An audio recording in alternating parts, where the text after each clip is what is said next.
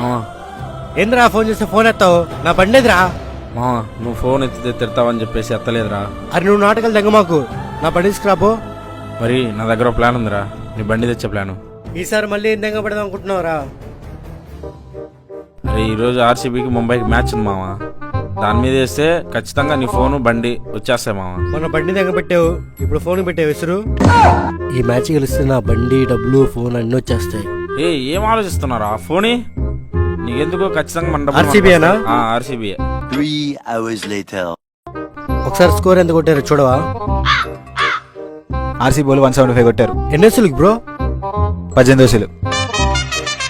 ఇంక 2 వసూల్లో 200 కొట్టేస్తారు. నా ఫోను, నా బండి అన్ని వచ్చేస్తాయి. బ్రో ఇంతకీ ఏది గెలిచింది అంటూ, ఆర్సీబీ ముంబైయా? నాకు తెలిసి ఆర్సీబీ గెలిచిద్ది బ్రో, ముంబై ఓడిపోద్ది. Okay bro. 5 hours later. అరే మామ, ఆర్సీబీ గెలిచిందిగా, నా బండి, నా ఫోను, డబ్బులు వేయరా. అరే ఇక్కడ పెట్టావా? సర్ప్రైజ్ చేస్తున్నావా? ఆర్సీబీ ఓడిపోయింది, ముంబై గెలిచిందిరా. మావా అరే మొన్నేమో బండి దగ్గర పెట్టావు ఆర్సీబీ మీద వేసి, హీరో ఫోన్ దగ్గర పెట్టావు ఆర్సీబీ మీద వేసి.